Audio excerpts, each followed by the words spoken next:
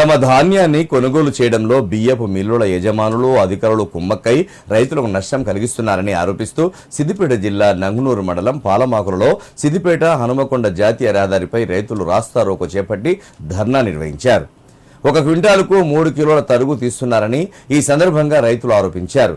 మిల్లుల యజమానులతో మాట్లాడితే ఎలాంటి సమాధానం చెప్పడం లేదని ఆగ్రహం వ్యక్తం చేశారు.